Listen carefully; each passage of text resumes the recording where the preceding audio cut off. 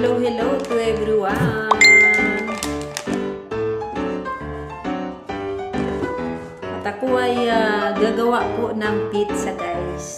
Ayan. At ito po, na-bake ko na po siya. Kompleto na po siya. Ready to, ano na lang po siya. Ready to making pizza. Medyo inano ko na ng mga 5 minutes bago kasing gawing pizza. Yan, para medyo umalsa sa konti.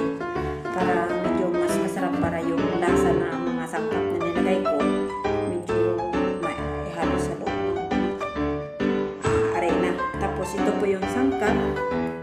Yan, guys. Ayan yung panakasos niya. Tapos meron siyang ayan.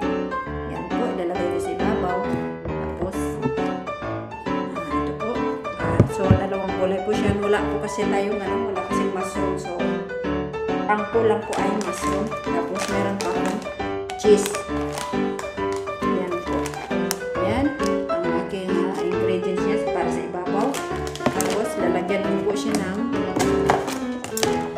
bell pepper. Ayan po, bell pepper. Pero, hihiwain ko po siya ng maliliit para mailagay sa ibabaw. Ayan, guys, yung aking gagawin. Tapos, gagawa din po ako ng patayer.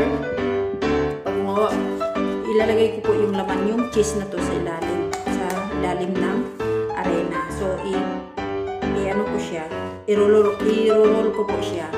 Mamaya makikita niyo po at pag natapos ko, makikita niyo kung ano yung itsura nila pagkatapos ng aking gagawin. Ayan, guys. So, hihiwain ko po ito para medyo maliit siya ng konti para maging ano siya kasi lalagay ko sa pizza.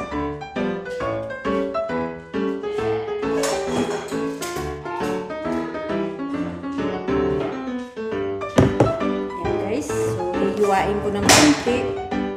Ayan, hihiwain ko siya ng konti. Medyo gandahin ko ng konti yung forma para maganda yung pagkalagay. Ayan, guys.